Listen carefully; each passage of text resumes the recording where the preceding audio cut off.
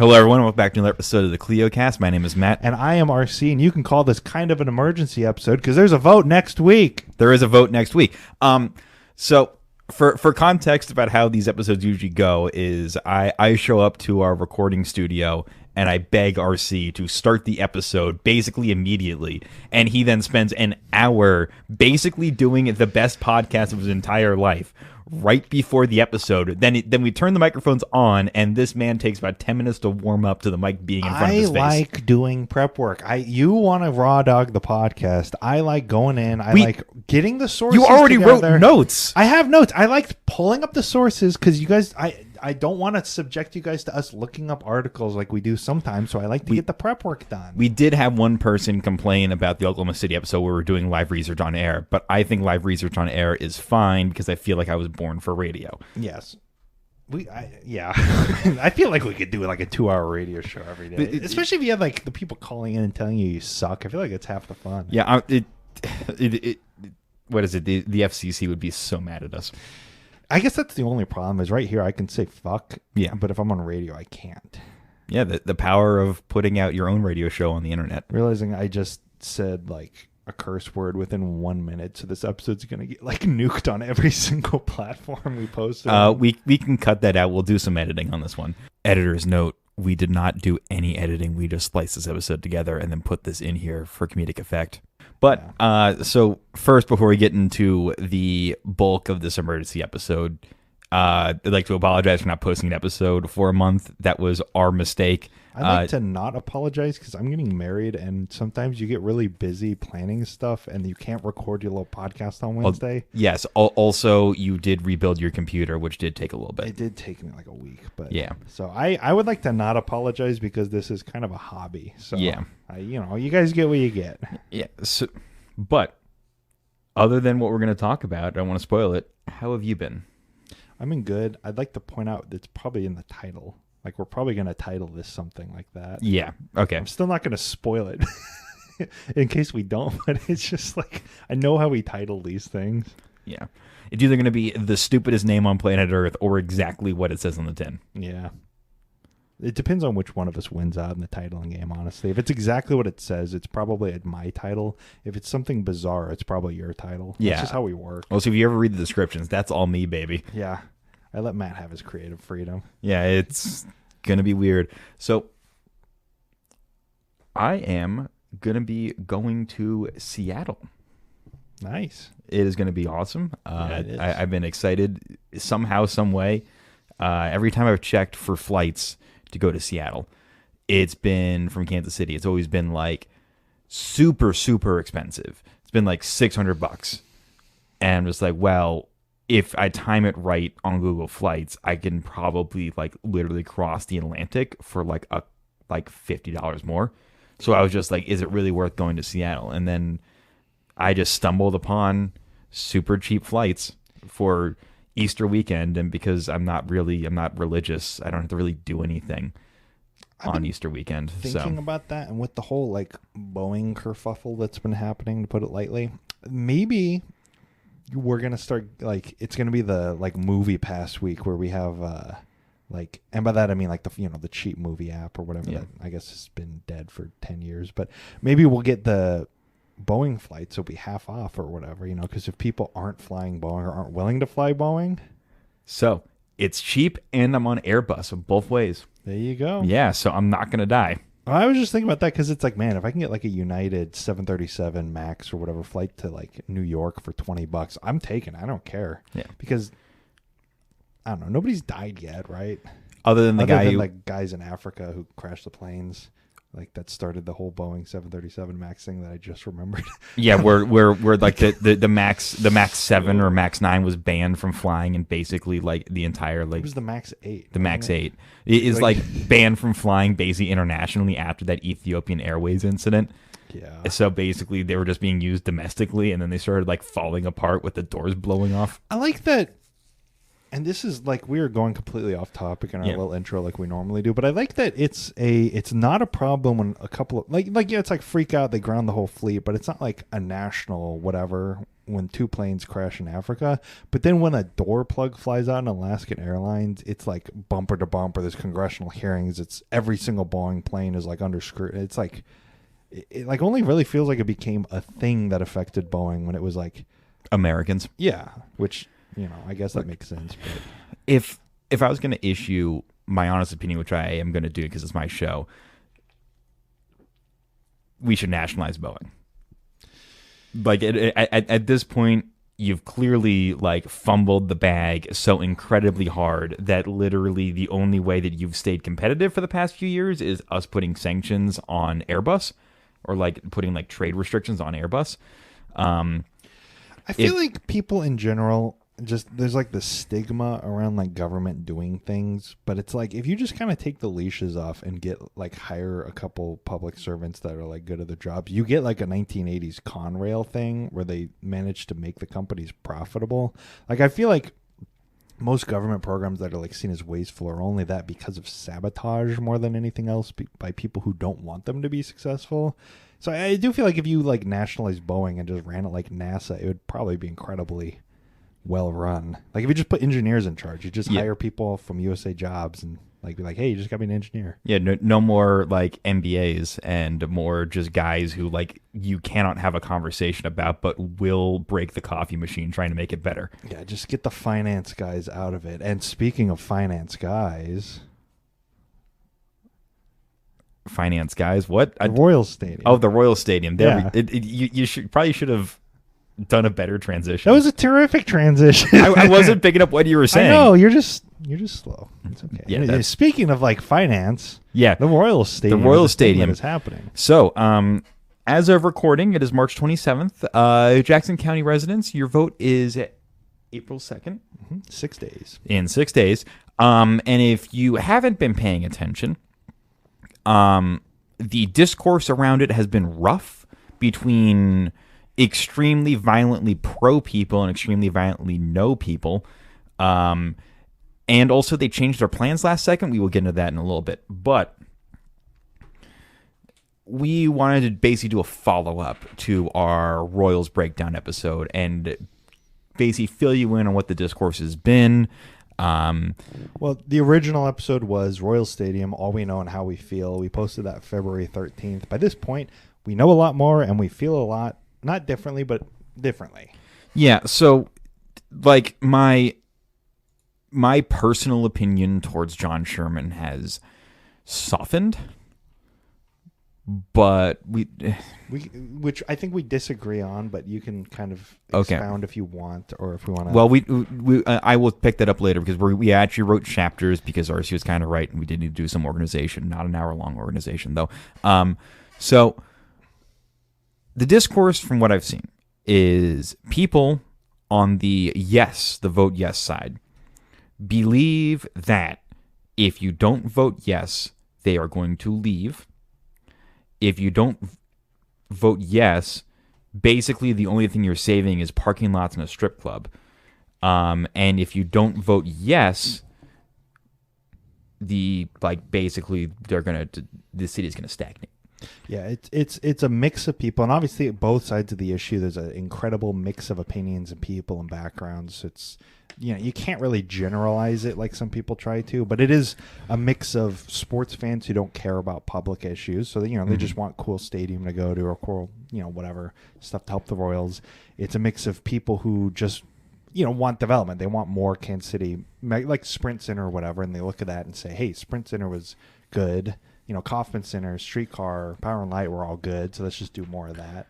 There's the, people who, I've seen people, there's a mix of that on the businesses who either say it's a completely run down and desolate area, it's blighted, or the Royals will outweigh any benefit that the businesses that do exist there provide via like tax revenue or whatever.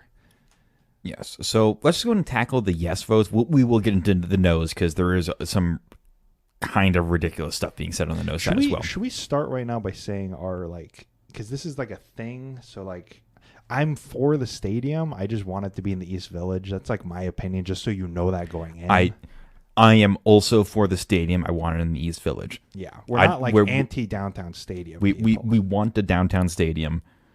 the East Village, if you listen to our previous episode, was, in our opinion, the original picked site, and something somehow happened which resulted in a last-second shift. Yeah. But first thing I want to touch on the list that I made about the yes voters, if we don't vote yes, the Royals and the Chiefs will move. Mm-hmm. So, one, just to set the record straight, the tax doesn't end currently until 7 years from now. Yes. We are voting on something that doesn't end for 7 years. So basically, you're taking it from 7 years ending to 47 years until ending. Yeah. And they are doing a hurry up offense on this vote for whatever reason. I believe the current language on the ballot is something along the lines of switching it from basically repealing the current tax, which I believe is a city improvement based tax. Like that's like kind of the pool it's coming from, a 3/8 cent city improvement, and switching it to a Parks Commission 3/8 cent tax. So the amount you're paying this is the same, but the tax is a new tax. It is a different tax. It is an extension of a tax that explicitly repeals the one in place. So it's like the weird technicalities, but it's like it's a legal thing, right? The technicalities do matter. So on the teams moving, from what we've seen from John Sherman, is moving the team is not on the board.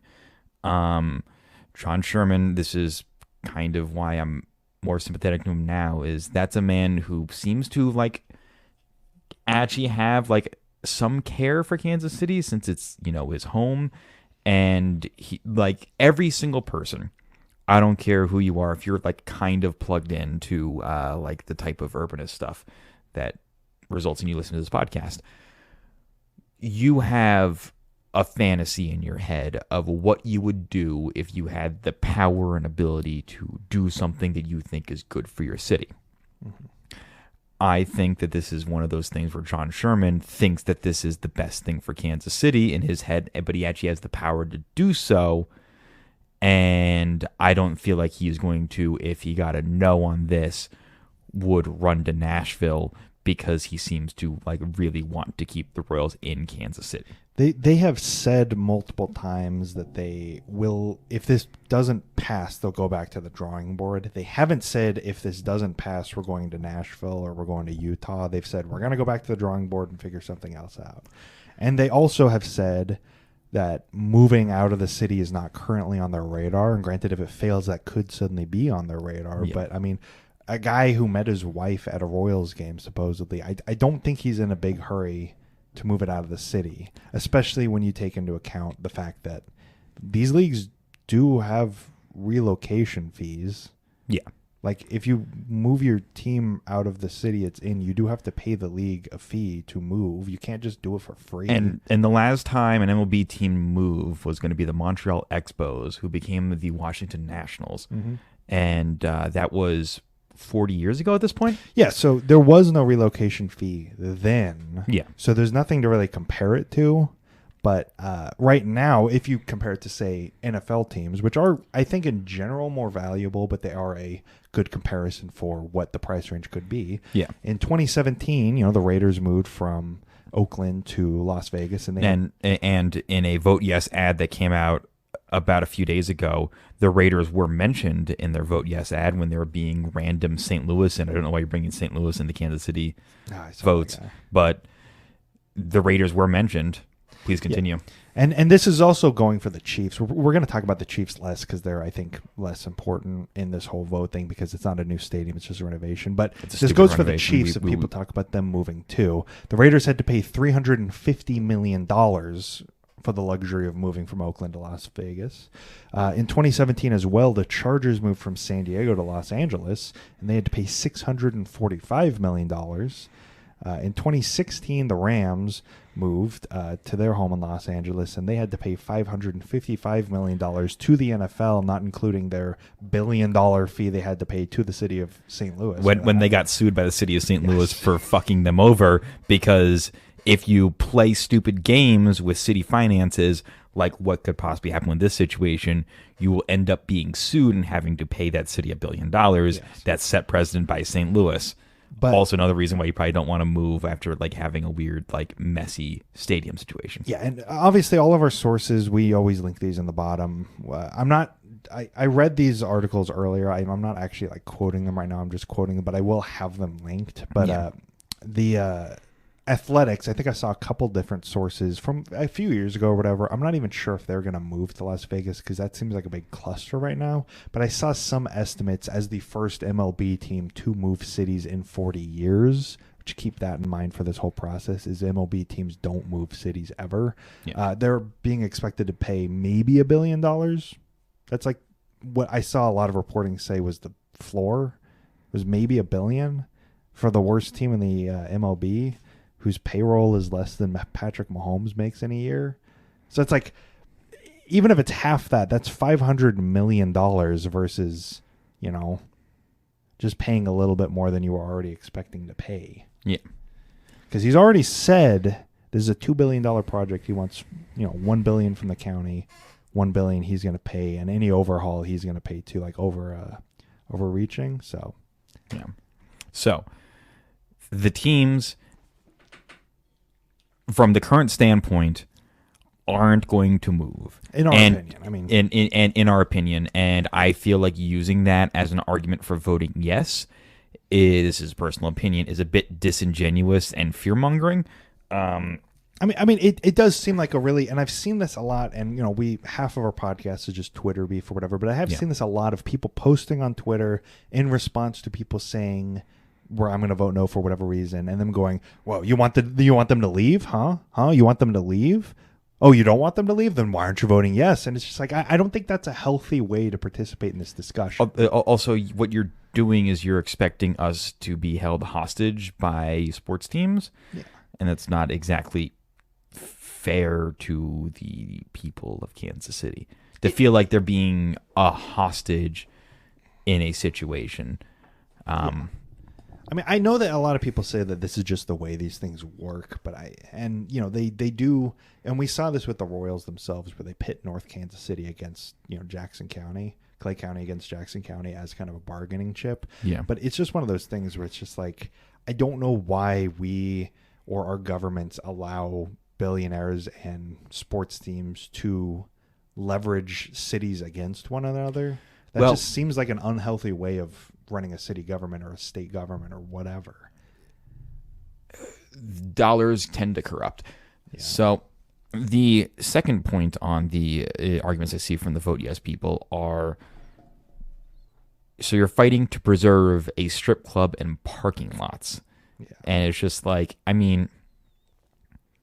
kind of, yeah.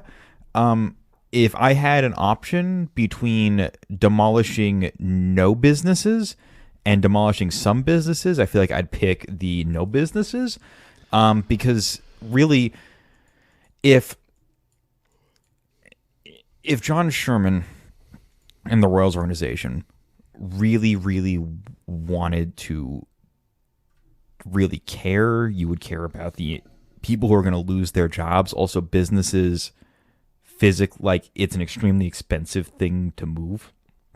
It also, people know that you are now dispossessed from your property, which will only result to exploitation via landlord, and also could potentially result in having to cut staff. So either way, this will impact jobs. And I'm just saying, I know people are using Temptations, the strip club, as people love that. Yeah, totally nude as an argument. And it's just like, you're just trying to find something that is shameful. But they're employees too. They're people who put food on the table doing that. And also that's discounting. That is a business that will pay property taxes and pay taxes. Also, you're discounting the multiple bars and restaurants in the areas and the church that started renovations. Well, yeah, and getting into the property tax, just in terms of demolishing businesses, is currently every single business in that area pays property taxes, the KC Star building included. Mm-hmm. But, and I've seen people tout the Royals, well, they're not going to own the stadium. The county's going to own the stadium. The county doesn't pay taxes to itself. Yeah, and that's being fronted. I've seen a couple of times, and again, it's just me seeing things on Twitter, but as an argument in favor of the Royals, as in a look at how beneficial, benevolent they are because they're allowing the county to own the stadium. And it's like the county currently owns Kauffman. They lease it to the Royals. I just saw they renewed the lease for Kauffman for $2.75 million, which is great. Whatever, the county's making money. But, the sales tax we're talking about is for I think $40 million per team or $20 million per team. I can't remember exactly. So already the lease is way less than the county's giving them for free. And also the county doesn't, like you said, doesn't pay property taxes on its own properties, because what's the point of that? And that's why they're allowing the county to own the buildings, because you better believe if they were able to make more money by owning the building than the county does by leasing it to them, they would be doing that, because they're not acting benevolently out of the goodness of their heart. They pay less taxes this way. All of a sudden, you're going to turn this entire lot of Crossroads, the North Crossroads, into a property tax hole, because it's just going to be the Royals. They're none of their properties are going to pay property tax because they're all going to be leased out by the county. So, I mean, yeah, it's you can make the argument a downtown stadium would definitely be an improvement to Kauffman, but once again, back to my point that I made a little bit earlier, is if I had the choice between no businesses and some businesses being demolished, I feel like I'd pick the no businesses. I feel like this gets into we're kind of, this one could argue that this is like a NIMBY take, right? No, I don't want this. But I feel like there's a difference in somebody not wanting an apartment complex to go in next to the house, right? Mm-hmm. Like somebody buying a lot and trying to put in an apartment complex and fighting tooth and nail to get that down. Or like Prairie Village, where the city government in Prairie Village is just simply trying to upzone some areas so property developers, if they want to, can come in and buy land and build higher density housing there. I feel like there's a difference between that and between the Royals coming in and taking areas that don't, buying or forcing the city to make them sell, or buying out the landlords of businesses, because a lot of these businesses do not own their buildings and therefore do not get a say in this. Buying out those businesses and tearing them down against their will. I mean, it's like the difference between an apartment complex going in next door and an apartment complex buying out the landlord of your apartment complex and putting in a new apartment complex that you're not allowed to live in. Yeah. Another vote yes argument I've seen is you don't want the 670 cap. And I have terrible news for you, is Kansas City did not get the grant for the 670 cap. Yeah, they need a federal grant for that. That even in the render, that's not happening. And quite frankly, the rendering, if you look at the one Royals, they're pushing around. Yeah.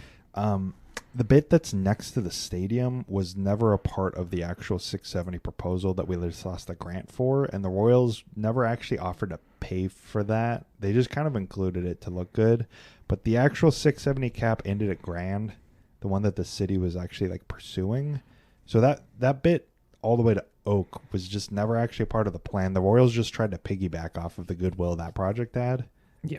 So, and that project is no longer happening. And I am sorry for people who are discovering that is the news, but that park is gone. Other vote yes arguments I've seen is one that kind of made me mad is your vote doesn't matter, so vote yes anyway. That was frustrating because people are allowed to express themselves. That's a pretty extreme take. Which it makes sense from they're billionaires, they'll do whatever they do. Yeah. But it just is kind of why even bother, right? And it's I think there's a lot of reasons to care about your community and to try to, improve it the best way you see fit, whether you're a vote yes or vote no. Whichever side you're on, your vote does matter, and it should matter. And if it doesn't matter, then we need to figure out how to make it matter, right? Yeah. What are other vote yes arguments we usually see? I feel like we listed out a bunch and then we didn't write them down. We did not write them down. We have to remember them. But no, I mean, I don't know. There's a lot of different opinions on this. I've seen just the straight up sports people that want them to be there, regardless of whatever. Yeah. I think you guys you know, you can like your sports and stuff, but when it comes to local politics, you do have to take into account the people that like live and work and reside in the area, especially if you're like, you know, not going to actually go to the games and you just watch them on TV. Or you're not going to attempt to do any ounce of like looking into the situation. Yeah, the ignorance takes of people who don't care and just want to vote yes because they just like sports. That's the one where it's like that. At least have a reason, you know. At least vote because you like taking a side, not just taking the side of Royals good because I like baseball. And that's the other thing is who is voting for this? If you're there, please send us an email or something. Who is voting for this because they just like the Royals? Because what have the Royals given you in the past 10 years to vote yes on them for? It's from the perspective of they just haven't been good. I've been trying to watch them for years, but they just suck so bad, man. I don't know.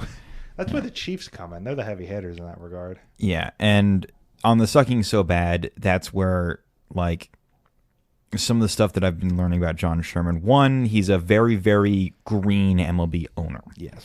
And it seems like he's attempting to put more money behind the Royals than what used to be put behind the Royals. With Bobby Wood Jr. contract, he seems to be signing some okay players. Which I think that they're going to be better this year. I say that every year, and every year I'm embarrassed, but I think they're going to be better this year. I think they genuinely have actually put some money forward. And it seems like John Sherman cares about the Royals and cares in his own way about Kansas City. Probably got way, way above his head on this entire situation and didn't expect it to be as much of a boondoggle, but that's what happens when you are playing with millions, if not billions, of public dollars and also, change your plans last second all the time. Which we'll obviously get to this later, but I feel like if you were doing this and trying to look as bad as possible, there's not much you would do differently than what they've done. Unless you, like, drown a dog on, like, national TV.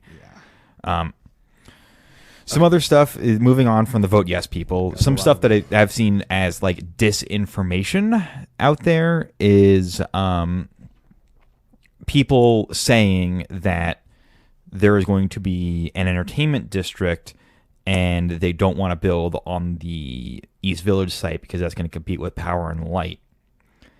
And I mean, well, broader. Okay, so there's a lot of people who are voting yes, or at least argue for the Crossroads site over the East Village because they say whether it be Cordish. I think we went over this in the last episode, but I'll just summarize it.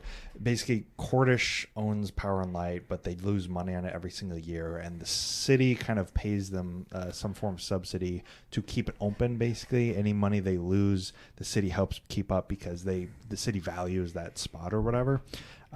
So there's some people that have theorized that either Cordish talked to the Royals or Cordish talked to the city and the city talked to the Royals to get them to pick the Crossroads site instead of the East Village because they don't want the East Village site to draw away from Power and Light.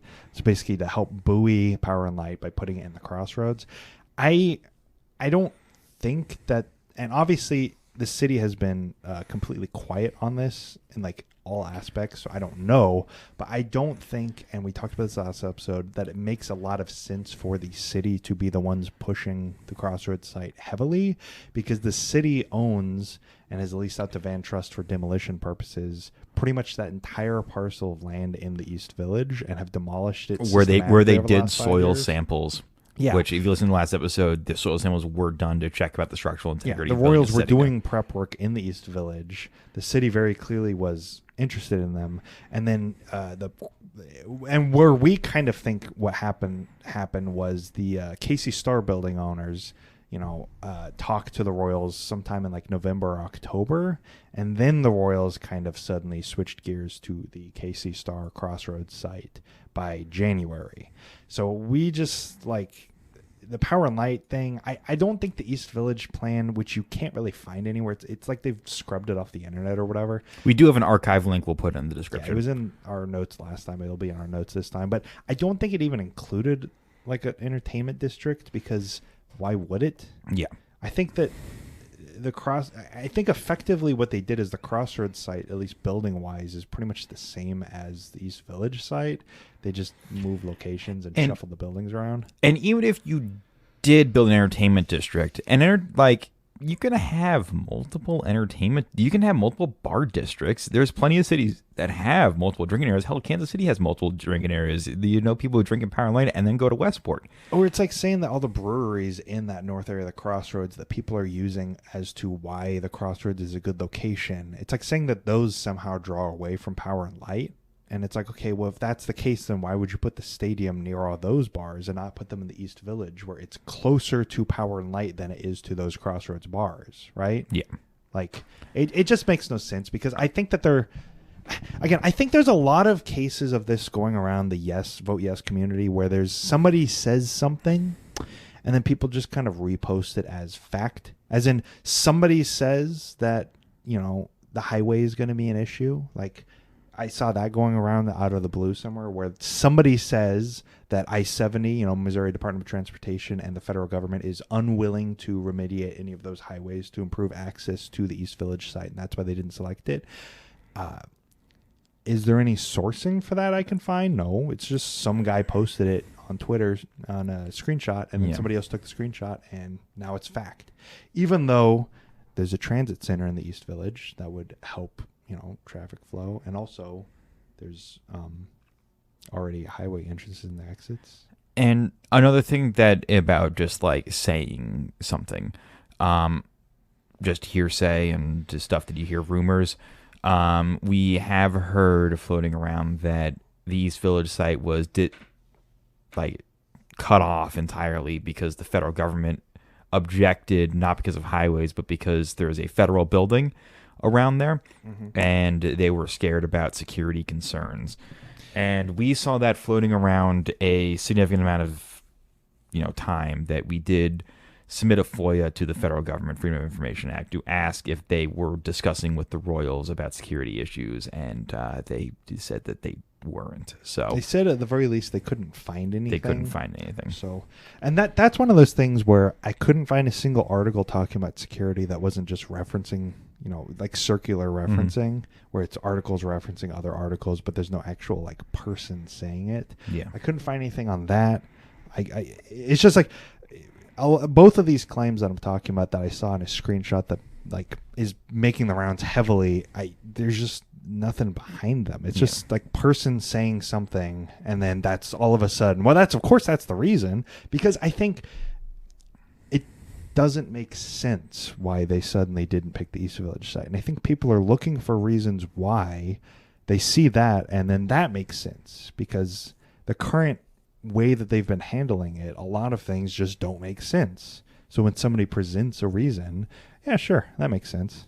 Let's go with that. So since we're both citing this, let's switch to the extremes of the vote no that are weird and extreme. So, oh God, yeah, oh God, we are. Vote no definitely has the larger mix of opinions and angles that they're taking from this. That some of which also make absolutely no sense. Once again, personal opinion, we are pro downtown stadium, but we are anti yes. We want you to vote no because the Royals have said they'll go back to the drawing board. Yeah, our simple pitch for this is just simply they have handled this poorly enough that they do not deserve a yes vote. Whether you like the downtown stadium or not, this has been such a boondoggle that we cannot reward them for handling it this poorly, so it does not incentivize them to just operate the same way in the future. They have to hire a PR team. They have to make an actual plan. They need to do the stuff changing the plan from the rendering that everybody is voting on after early voting has started and 6 days before the vote should be unacceptable and should get the project pulled from the ballot and moved to the November ballot. Which did happen. They did publish more stuff today. Which we're getting ahead of ourselves, but like it's just we'll talk about it. Okay, so okay, vote no. Vote no people. Vote no people who say Kaufman's fine enough. Yeah, but also, I mean, it's getting so the landscape of baseball is changing. baseball has had declining viewership for a while now, and it's a sport that gained popularity and became America's pastime when America was a very different cultural beast, where there was more ability, more transit, more free time, and also plenty of options to be able to go to a random Tuesday 11:30 game down the street from your house in your city, and you take the trolley there. That was the like iconic golden era of baseball. The landscape shifted towards building large sports complexes. Plenty of cities did it, including Kansas City. And now baseball particularly has been shifting back since the 90s when the Baltimore Orioles built Camden Yards, which is an impressive feat of design and impact to, you know, baseball, of bringing back downtown stadiums. Yes. Downtown stadiums allow for the nature of baseball to be like a come in and out, cheap, long-term form of entertainment.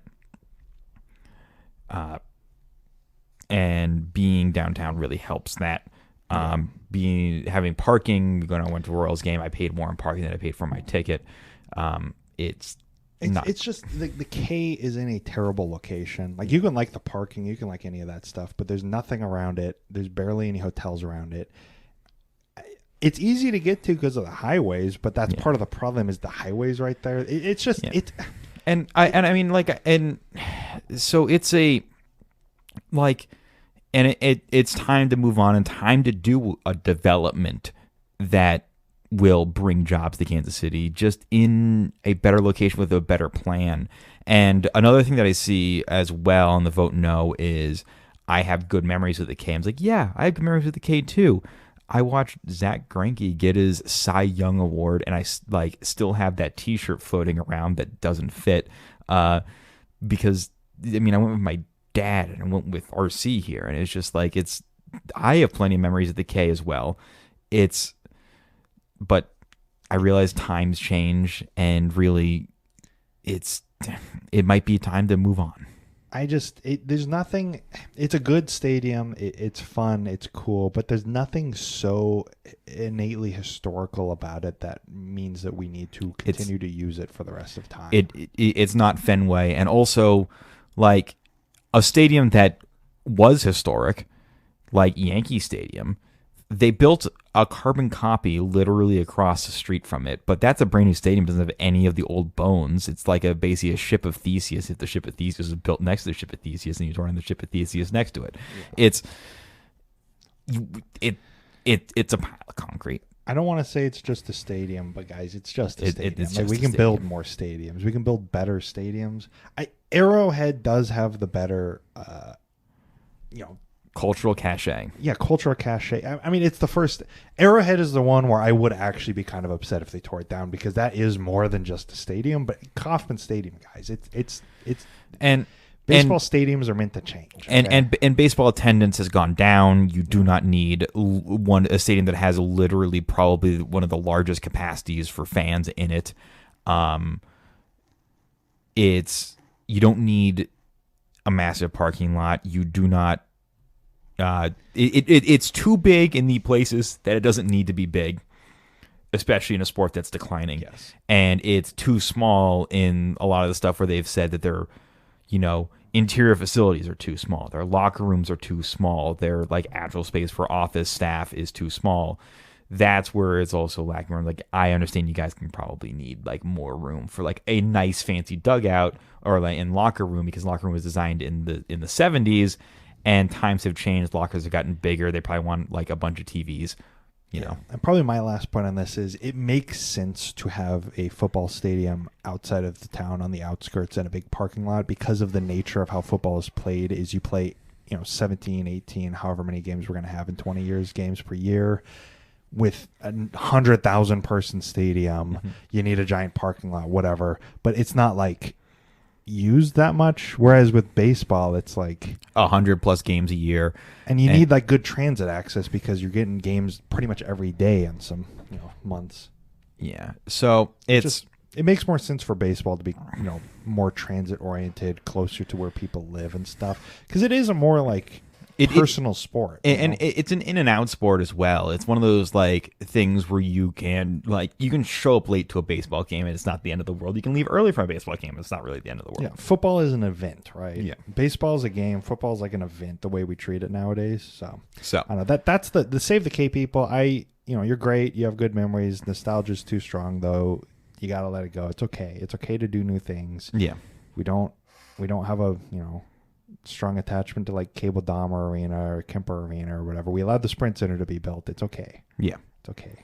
So, another vote no thing I see is the arguments that a billionaire should not get any public funding, and it's just like, yes, from the idea I understand. Yes, he clearly would be able to, in aspects, build his own stadium. But, being able to own the stadium as a community and be able to offer, like, community benefits agreements, which we'll get into that later, being able to force that basically onto an organization, you do that by providing some tax dollars. Basically, us providing tax dollars towards this does give the county leverage in a situation where they otherwise wouldn't if it was and it's not a good argument necessarily for why we should fork over $2 billion to two billionaires, but it is the vehicle that gives the county leverage in negotiating with John Sherman instead of John Sherman just doing whatever he wants, right? Yes. Because, and you've seen this, they are kind of desperate to get this tax to pass, which if we had simply continued the veto Frank White had demanding more information, we probably could have forced them to come up with a better agreement. But because we just put it on the ballot sight unseen, we lost that leverage. But that's the point, is they do like not paying for things because they're billionaires, because they like not paying for things. So providing some tax dollars allows the community to basically claw more out of them, yes, and make a better deal for themselves. And they wouldn't have to do a community bargaining agreement at all if John Sherman paid for it entirely. John Sherman just buy the land and build the stadium himself without 1 ounce of thought or impact to a community whatsoever. Yeah, so I sympathize. I wish we didn't have to pay, but it is a good vehicle for getting something out of the billionaires. To be able to force them to do certain things, whereas if they bought the land, they would basically be able to build whatever they wanted. Yeah, holding them accountable. And the final vote no argument, which I feel like is it's very similar to another vote yes argument, which is fuck them, let them leave. And it's just like, guys, they're not going to do that. They're not leaving. You have to. You can't just like cut them loose. We gotta they're not going to leave at this current point. Yeah. You gotta at least make them put in the effort to deal with the city on a fair level. We can feasibly force a better deal out of this if we do it right, as a city, as a county, whatever. But if we just take the fuck 'em approach, if you want them to leave, if there is any way to make them leave, that is the only way to make them leave, is if the county tells them to fuck off. Is that might actually get them to look at their other options. But if we just come at this from a good faith perspective that I don't think that they're coming at it with, the billionaires, I don't think they're doing this in very good faith right now. But if we do it in good faith, then they're not going to leave. They want the money. They have a built-in fan base right here already that's been going to Chiefs games even when they sucked in 2012, 2013, 2010, 2011, 2009. So they know the money's there. They know that we're die hard, and they don't want to have to build that up in Utah. And Clark Hunt has a house in Arrowhead. Yeah, he has look it up. He has a 3-story house inside Arrowhead. Yeah, and that's also what you're paying for. By the way. Also, his dad built the stadium, so I feel like it's too sentimental to him. It's literally he does have a little bit of the weird daddy complex of his dad's legacy and stuff. He won't get rid of Arrowhead. As much as we talk about like the moving to Kansas or something, it's like I genuinely think that Clark Hunt will have to go see a psychologist to be able to do that. He can't do it. Yeah, he's too connected. Also, he cannot spend an ounce of money, as you see with the like players reports where he's just getting Fs across the board. Talking about doing this the worst possible way you could do this, just it coming out in the middle of while you're asking the community for hundreds of millions of dollars that you're not giving the best player to ever play football air conditioning in the practice facility, and he's like, hey guys, and then it coming out the same day that no, I didn't promise them a practice facility. I mean, 47 of 67 players surveyed in the anonymous survey said that we told them that they would have a practice facility upgrade. I never told them that. Look at me. I'm Clark Hunt. I'm only worth like $20 billion. I can't afford that kind of stuff, dude. What are you talking about? It's just like coming out that he's a cheap ass. Clark, and it another Hunt. This is a kind of a sidebar, but another Hunt thing is Lamar Hunt, who started the Chiefs. His first season in the it was the AFL, right? He lost $1 million, and his dad is quoted, "If he keeps it up, he can do this for another 100 years." So they have enough money. Trust me, I mean they're oil guys, they're not hurting for it, people. Like, and just on the vote no side for the Chiefs, if this was split up, which I guess that's something we can kind of talk about, is why are we voting for the Chiefs and Royals as a package deal if the Royals are leaving the Truman Sports Complex? They shouldn't be tied together anymore. This is a Truman Sports Complex funding tax. Yeah. That's what it was designed for, but the Royals are planning on not being a Truman Sports Complex, so why? We really should be voting on these separately. It doesn't really make that much sense. But getting into the Chiefs side of it, and this is pretty much all we'll say because this is a Royals-focused episode, but holy cow, their stuff looks terrible. Yes. It's like literally they're asking for $800 million from the community to build luxury boxes that nobody can afford and to cut out seats from the end zones to build those luxury boxes, which means that the regular price, like the regular person tickets, are going to be even more expensive because there's less seats. Also, usually like the seats on the end are super cheap because the best seat in the NFL is around the 50-yard line. Yeah.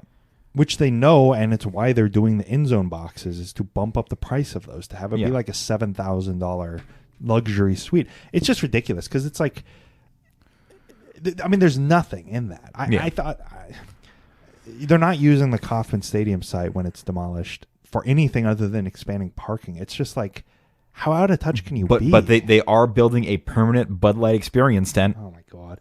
It's just like out of touch, right? Yeah. Easy way to get a vote yes from probably a lot more people is just be like, hey, as a billionaire, the streetcar that is incredibly popular in the area, that east-west expansion, I'm going to pay for it to come to Arrowhead.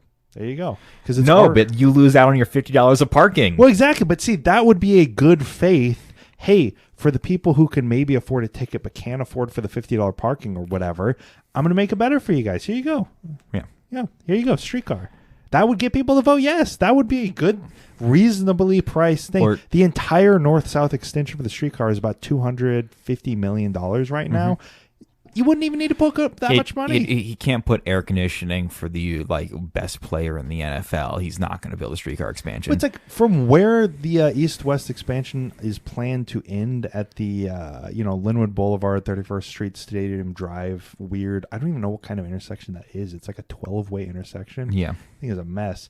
It's only like, and with like basically no stops included in this extra line that they could feasibly build, it would only be about 2.5-ish miles with minimal infrastructure, and it's on a not very busy road. So unlike the Main Street expansion, which is $200 million, they could do that for probably a lot less, and it would be a lot more public goodwill towards this entire vote as a whole, but they're unwilling to do that, and that gets into the bad PR of this whole project. Yeah. So I feel like it's time to move on to our next chapter, which is Chapter 3, the CBA. It exists, apparently. Supposedly. So, city officials and county officials have said that it exists. It's 60-something pages long. I've seen a picture that Manny Abarca, county legislative official, posted of one page of it on Twitter.com. One page out of 60-something. I believe it was KCTV5 who did a TV segment in which a reporter was holding it in her hands, saying it was written by actual lawyers, but they also have not published it. Yeah. We have reached out to the three major like local news companies, the like NBC, ABC, or NBC, CBS, and Fox affiliates. Yeah. For comment or like if they have copies that they're planning to release to the public. We have not heard back from them. We also have contacted KCUR to see if they have a copy about that. We also have not heard back on that, but they at least gave us a more automated response. So, word's still out on if we can see it or what, but also weird to release something that is supposed to benefit the community and give a breakdown of what you're giving to the community and not put it out. Well, it's just, and it pisses me off a little bit and I'm sure there's other legislators or whatever that have been more vocal about this, but Manny, and he is a public official, so I'm going to name him, is the one who's been the most vocal about this, and he's been talking about how great it is for the community. He's talking about working hard day and night. He's been posting like little pictures of it. He's like, he had a meeting yesterday, and you had the RSVP for the meeting if you wanted a copy of it, but he had copies for the public. But it's like, okay, like us, for example, we made plans Sunday. We bought tickets to go to like Dune or whatever. I, paid money, made reservations, whatever. And then Monday comes out the CBA. Manny says, okay, the meeting's tomorrow. And it's like, okay, well, I can't go to it. You gave me less than 24 hours notice. So I guess I just don't get to see the CBA now. I missed out on the special club. I don't get to see it. Haha. Didn't post it anywhere. Nobody's posted it anywhere. There's no copy. The Royals haven't posted it. And if it's this super big, great, super duper awesome community benefits agreement that everybody's going to be happy on, wouldn't you think that the Vote Yes campaign would post that everywhere they could? Unless it sucks. Unless it sucks. I don't know. I haven't read it. It could be anything. It could say that everybody gets free ice cream sundaes. I don't know.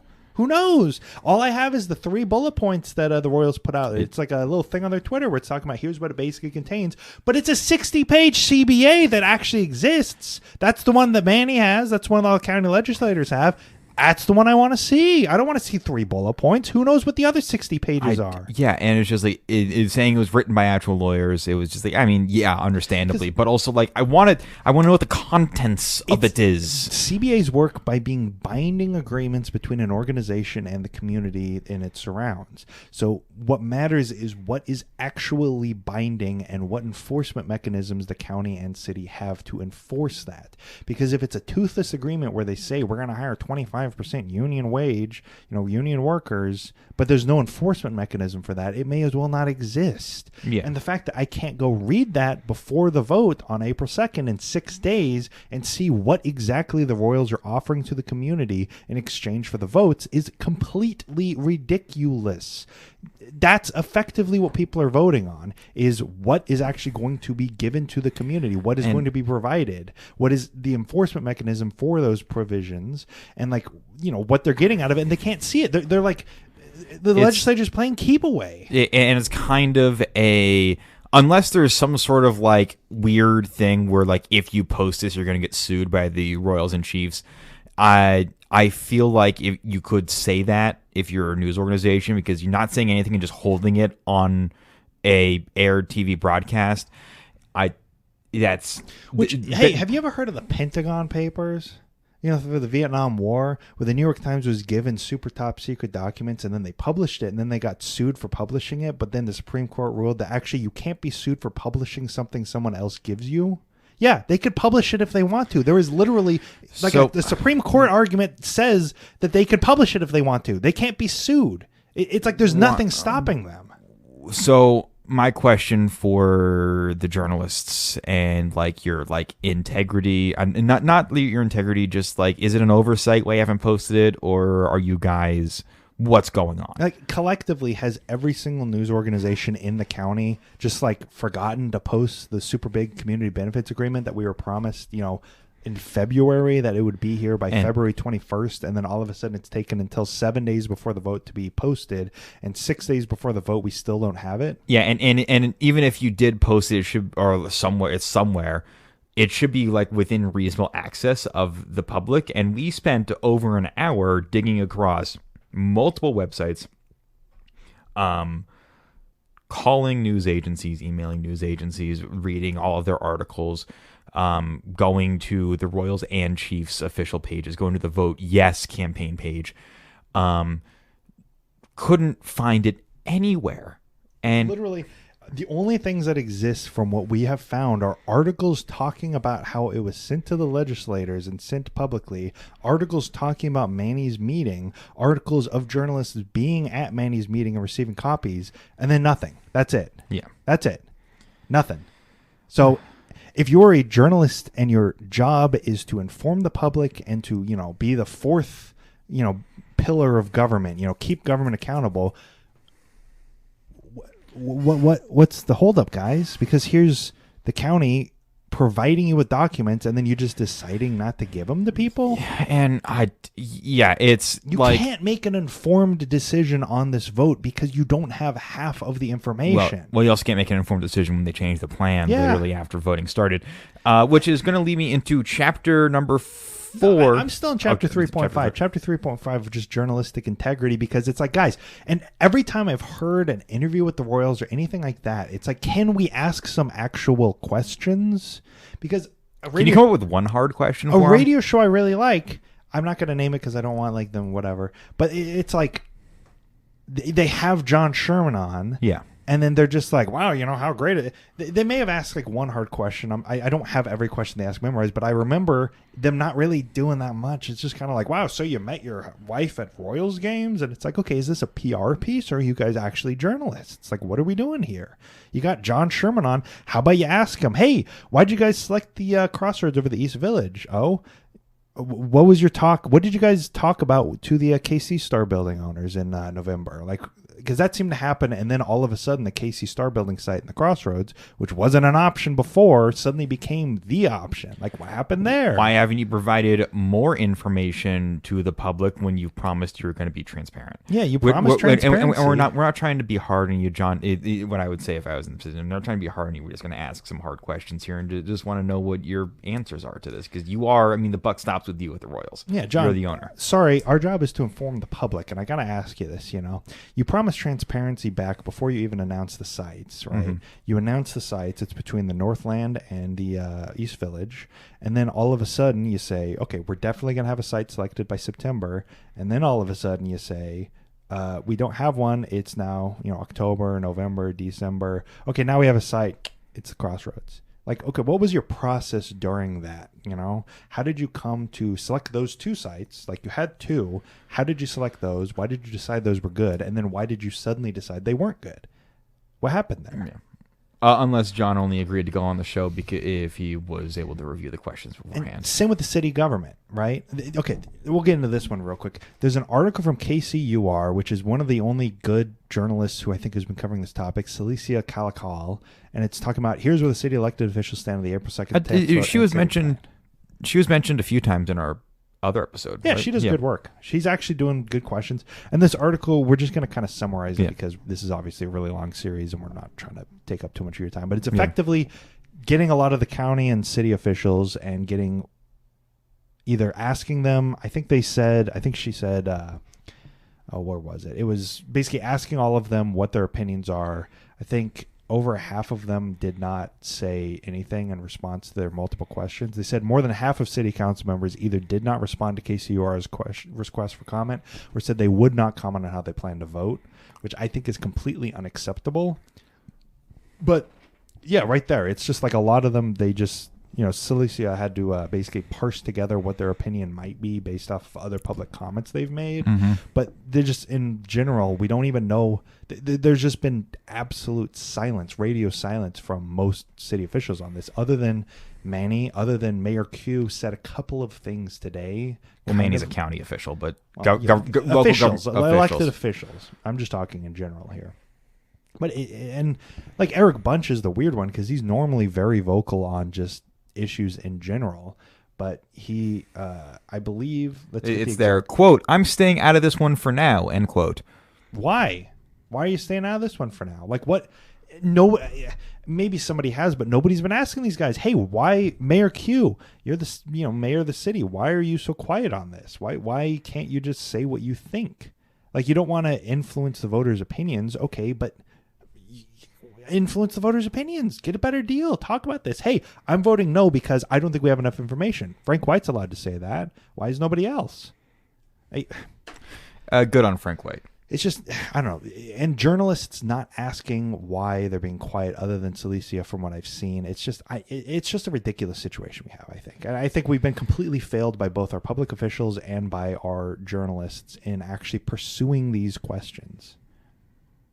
That now we can move on to chapter 4. Right. That's my soapbox. I'm sorry. So, chapter 4.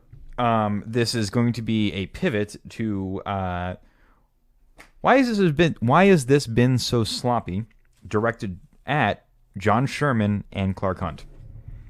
Why, with the power, staff, influence, and ability, has this been so weirdly difficult, murky, not well thought out? Seems like you guys don't actually really have plans and have not been transparent through almost the entire process, and feel like you're being disingenuous with the public. Disingenuous with the public. I feel like you're in a negotiation with the community. I understand that. You need to negotiate to get the best deal for yourself. I just want to know why it's been so sloppy, and I feel like it really shouldn't be acceptable for two massive $1 billion+ organizations to be like this. Just massive amateurs. Well, it's just simply it's a sideshow. You guys are being complete amateurs, considering that like even the Vote Yes campaign, the treasurer of the organization's actual home address was the address registered on the LLC for like a while. Yeah, it's just like you guys can't get this like together. It's just like they've been acting like a college student that realized that their 20-page paper is due in 2 weeks, and they're just doing everything they can to, oh my God, I got to get this. I'll get sites done by September, whatever. Yeah. Or, push it back. Hey, can I get extension? Can I get another extension, please? I'm like working really hard on this, guys. You don't know. It's really complex. It's a really complex issue. You wouldn't understand, but also I need more time. Yeah.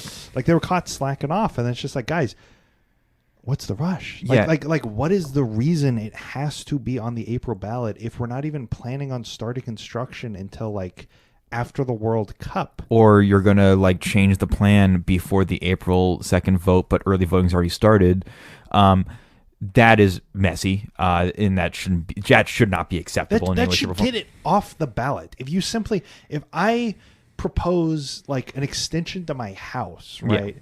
To the county government or whatever, the planning commission, and I'm like, hey, I want to put in like a new garage right here, and it's going to be a whatever garage, 5,000 square feet. Yeah. And then I come out 2 days before the planning commission meeting. They've already started preliminary approvals. They've already started all this stuff. They've done a bunch of work, and I'm like, actually, it's going to be a 6,000 foot approval. It's actually going to be a residence now. I'm just changing a bunch of stuff. Yeah. They'd reject it. They'd be like, hey, this isn't your original proposal. This is something different. Like, regardless of whether it's still in the same site, it's still the Crossroads site.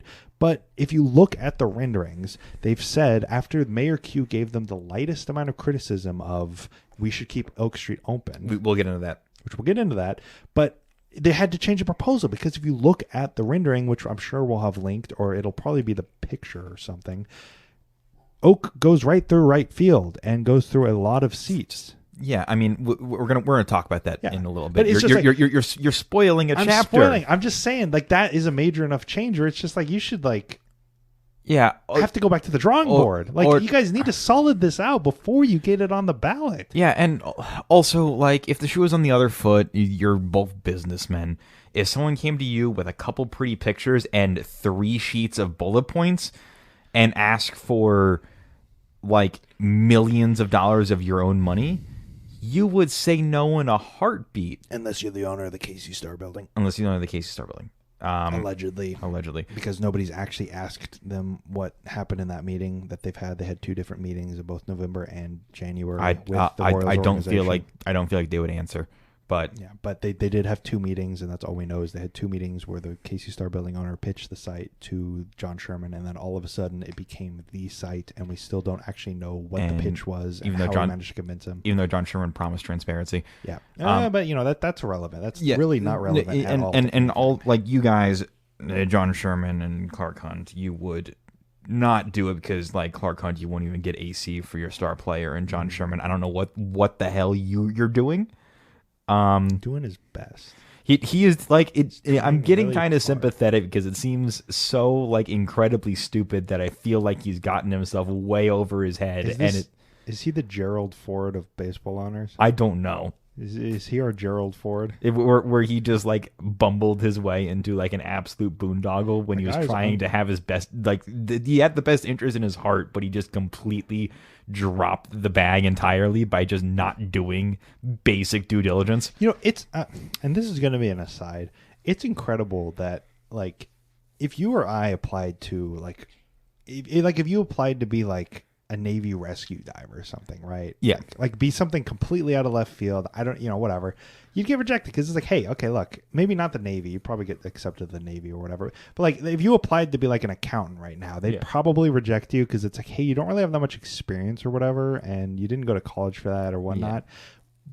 But if a propane, salesman buys a baseball team, all of a sudden, everybody acts like he's perfectly qualified and competent. And he didn't buy it 2 years ago and is currently trying to figure out how to be a baseball team owner. I'm kind of coming around on your perspective of this. It's like he's just a salesman of propane and propane accessories, and then all of a sudden it's like we all just assume that billionaires know what they're doing. And of course, he has $1 billion. He's able to buy the Royals, so he must know how to run them. Like, clearly, he has to. He couldn't have gotten way in. Yeah, I'm coming around. It's I think he just doesn't know what he's doing. Yeah, he's just kind of out there. He's out there with a large sum of money and a baseball team, having no clue how to run a campaign, do anything with a city, or like how to actually like do. I think we've just Occam's razors this. It's like it's not like he's malicious or anything. He's just incompetent. Yeah, he just doesn't know what he's doing. Yeah, and he can't. He seems like he can't make a decision on what he actually wants to do. He clearly wants something super cool. He narrowed 17 sites down in January of last year to 2 sites in August of last year, and then he narrowed it down to 1 site in January of this year that was neither of the sites that he said in August. This is a man that is decisive as hell. But the renderings are just copy and paste where they shift some stuff around. Yeah, he doesn't know what's going on. Have you ever bought a car for your wife and then realized, wow, I actually have to pay for this thing, huh? Like I actually have to upkeep this Audi. Like, wow, this thing's kind of expensive, huh? You talking from experience? Well, it's like, huh. Anyways, that's John Sherman, guys. We've solved it. Like right there. That's. Oh my god. Yeah. Have you ever hired 4 PR firms for 1 stadium bid and have to spend $3 million on advertisements to get people to vote yes for the best team in football? Like you have to spend $3 million. Because they're attached together. Because if they were separate, the Chiefs would get their sales tags and the Royals would get nothing. But they know it. And it's just the Chiefs are shackled to a guy who doesn't really know what's going on. And that's probably half of the reason why Clark Hunt has been so quiet about this. He had his little press conference like a week ago, but they ultimately, like John Sherman was out talking today because it's opening days tomorrow, and he's got to be in front of the press. But Clark has been completely quiet because I think he knows that if this fails, they're fine. I mean, he could probably propose his own vote and they'd be fine. Like this idiot John Sherman, like what's he doing? He doesn't know what he's doing. The only thing that would benefit Clark Hunt is he gets rid of Kaufman, so he has more room for parking, or like the Bud Light experience extravagant. The RV parking, guys. Yeah, we can put a carousel with like Bud Nights all around it, and people can throw up and be like hardcore Chiefs fans in the Bud Light experience. Didn't they retire the Bud Night 5 years ago? I don't know. I like the Bud Night. I did too. Anyways, So it's chapter 4 in which we solve the enigma of John Sherman. John Sherman. He's just the guy who doesn't exactly know what's going on. He's just Hank Hill, but if Hank Hill got $1 billion in a baseball team, it's hard when George Bush is better at running a baseball team than you. Yeah, George Bush also owned a baseball team. Yeah. Oh my! All right, so we're gonna move on to chapter number 5, which is Oak will not be closed. Oak Street will not be closed. RC touched on it a little bit, but we have definitely more since Mayor Quentin Lucas tweeted about it. But so Oak's not going to be closed, and that's from a tweet from Mayor Q. They are going to make sure that Oak stays open, and they're not going to allow any demolition of any businesses basically east of Oak. Supposedly. John Sherman, I think when we started recording, did have a press conference where he came out and said that will be a decision to be made after April 2nd, whether businesses will be demolished east of Oak. So we don't get to know until we vote on it. But also the mayor just said that's not happening. So, yeah. It kind of back to the whole, like, why is this so sloppy? Like, we probably could have worked this out and make it, like, very clean and normal. But apparently there's a hurry up on this for some reason. Yeah. But issue with closing of Oak. The Royals' plan, Oak goes through right field. Yeah, they did mention that prematurely, but yeah, it kind of does go through. It's not just going through the businesses that they want to build, like the offices and stuff. It's kind of going through right field and a huge section of the right field seating. Yeah. And I really don't feel like digging the city or John Sherman is going to foot the bill for digging a tunnel. Especially considering the fact they'd have to dig it under the highway that's already in a trench right there. Yeah. So they'd have to dig it. You can't do a 90-degree incline on a tunnel. You have to dig it further back. So you'd effectively have to shut down Oak even more to not shut down Oak, if that makes sense. Yeah. So it's like, that doesn't seem like a viable solution. Building a bridge over the baseball stadium's an option, I guess. But that's going to look even worse, and it's going to destroy those sight lines. Yeah, that would look worse than its current location. Or you just deal with Oak being there and you build basically a knockoff Green Monster where you can't fit anything. Also, there's like a random jut out that doesn't makes the outfield all jaggedy.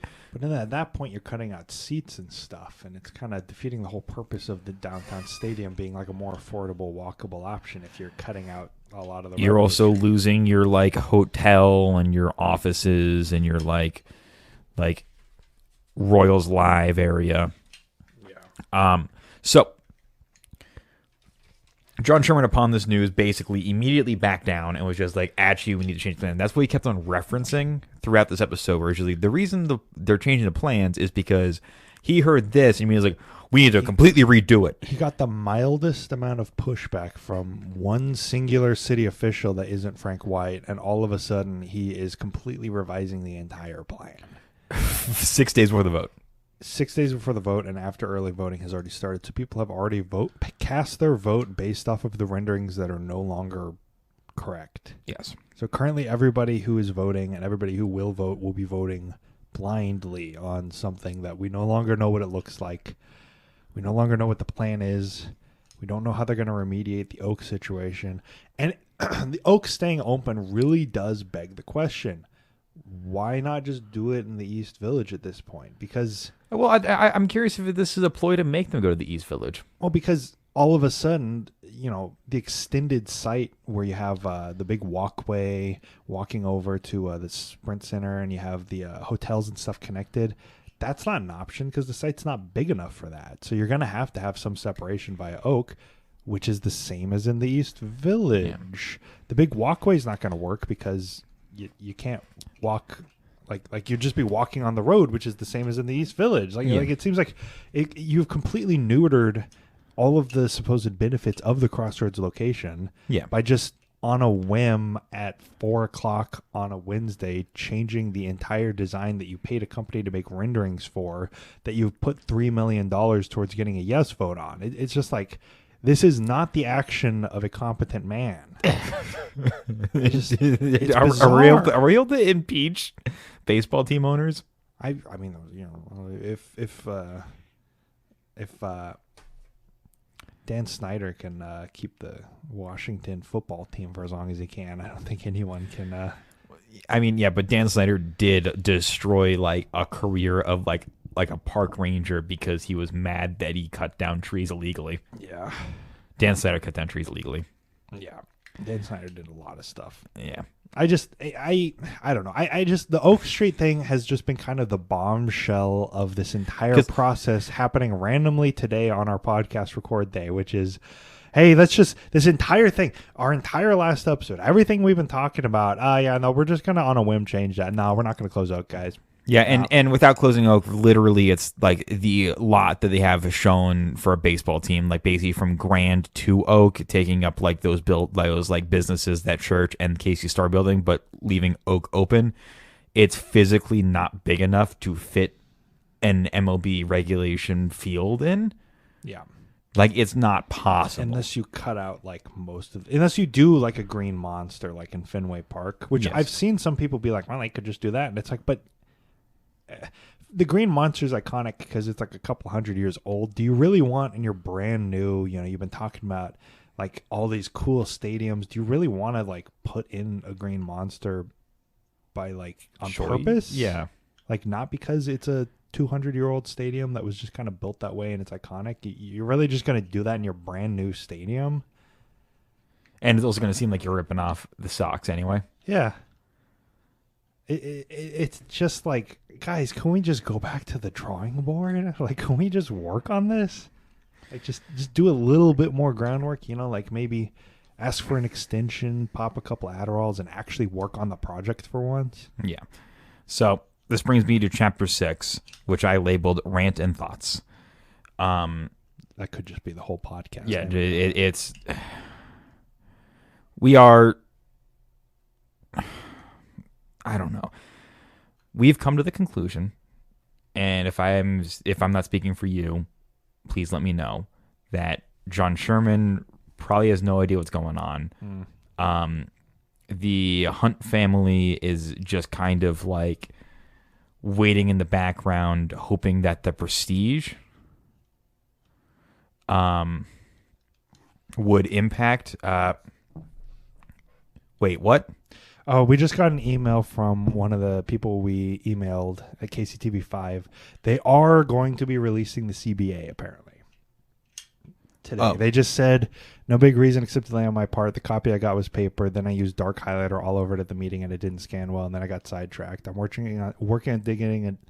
Jesus. I'm working on getting a digital version so we can get it up. Okay, so they are going to be publishing it. Yes. My idea for this episode was originally just going to be breaking down the CBA, so we might do some form of other podcast before the vote. We might do an emergency podcast. Breaking down the CBA, because I do want to bring that to you guys, but there will supposedly, and we will tweet that out, we will publish that everywhere. It will be out. Thank you, Betsy Webster.